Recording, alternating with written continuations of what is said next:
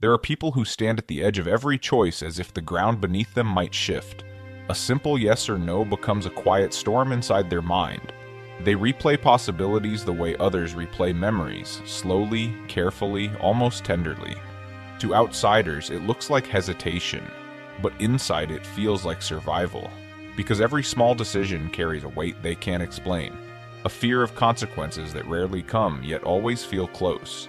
This is the quiet psychology of overthinkers, those who feel too much, imagine too deeply, and move through the world with a mind that never stops. There's a moment often unnoticed by the world when an overthinker stands in front of a small decision. It might be choosing a shirt in the morning or replying to a message that requires nothing more than a few words. But in their mind, something tightens. The air shifts. A whisper rises. What if this choice matters more than it seems? The emotional beginnings of overthinking rarely announce themselves. They grow quietly, like shadows stretching across a room at sunset, gentle, unhurried, and somehow consuming. Many people recognize this feeling long before they have the language for it. A pause, a second guess, a sudden awareness of every possible direction a choice could take. In the early layers of this pattern, the mind learns to scan the world for potential outcomes, even microscopic ones. It is not a flaw. It is a form of emotional intelligence turned inward too sharply. These individuals feel the subtleties others overlook. The tone in a conversation, the shift in someone's mood, the imaginary consequences of a decision that hasn't even been made. Their sensitivity becomes a compass, but also a weight. Root causes are rarely singular. Sometimes the pattern forms in childhood, in homes where mistakes carried consequences that lingered. Sometimes it comes from a lifetime of needing to be careful, careful with words, careful with people, careful not to disappoint. Over time, the brain learns that safety lives in preparation, and so it prepares, and prepares, and prepares, even when it doesn't have to. Psychology explains this through the lens of heightened threat perception.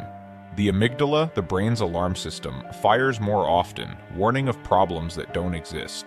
Meanwhile, the prefrontal cortex tries to map out every possible path, believing that enough thought will guarantee a perfect outcome.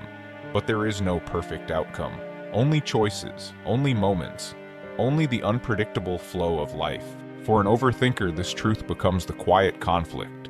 They know the decision isn't dangerous, they know the stakes are small, yet the body reacts as if a wrong choice could unravel something important. The heart beats faster, the mind loops. Their thoughts trace the edges of every scenario, hoping one will feel safe enough to choose. And so they stay in the doorway between possibilities, just for a moment longer. This moment captures the first layer of their experience. The mind that doesn't rest, the heart that fears consequences, and the emotional landscape that turns small decisions into silent battlegrounds. Deep inside, they aren't searching for the perfect answer. They are searching for peace. There's a certain kind of fear that never speaks loudly. It doesn't shake the room or leave visible marks.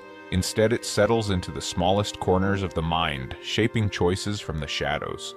For people who overthink every small decision, this fear is not dramatic. It is delicate, almost soft, but persistent enough to influence everything. At the center of this moment lies the inner conflict. Wanting certainty, yet sensing it doesn't exist. Overthinkers often stand between two quiet truths. One part of them longs to trust their instincts, to choose quickly, to move lightly through the world.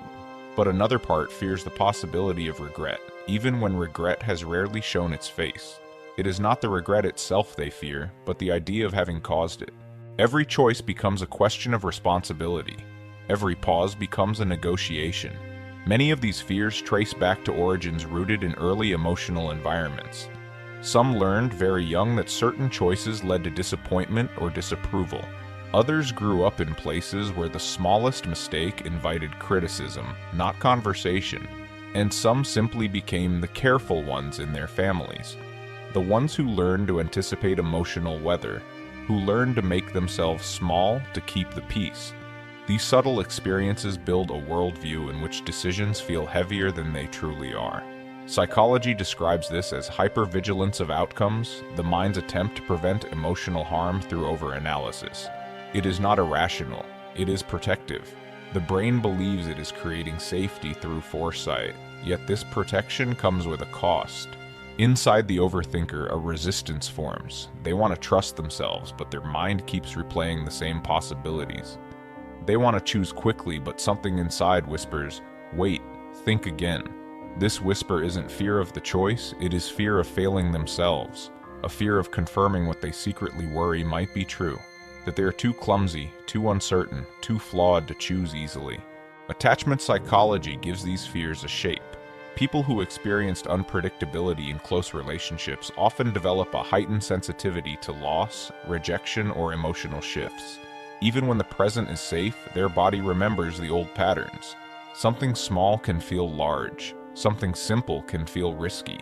This inner conflict becomes a quiet tug of war, a desire for freedom pressed against a need for protection, a longing for ease wrapped inside layers of self-doubt. And so the overthinker keeps circling their thoughts, not because the decision matters, but because the fear of hurting themselves or someone else feels too real to ignore. This moment lays bare the weight they carry. Not dramatic fear, not visible distress, but a gentle, persistent worry that every choice is a thread connected to something deeper, something they cannot afford to pull wrong. There comes a moment, not sudden, not loud, when the overthinker begins to notice something. Despite all the hours spent analyzing every path, despite all the caution, the imagining, the rehearsing, life has continued to unfold in its own way. Some decisions turned out well, some didn't. But the world did not collapse. Their worth did not disappear. And the fear that once felt absolute begins, quietly, to soften. This is the turning point, not a transformation, but a recognition. A realization that certainty was never the goal. Only safety, only understanding, only the simple wish to avoid hurt. In this space, something shifts inside them. The mind, once tense and attentive, begins to loosen its grip. Choices feel less like crossroads and more like steps, small experimental movements toward the future. Each time they make a decision with less hesitation, the brain takes note. Neural pathways reshape themselves. The threat response quiets. The prefrontal cortex, once overloaded with possibilities, learns to slow its search for perfection. This is where emotional integration enters the story. Healing for an overthinker is not about eliminating thought, it is about creating room between the thoughts.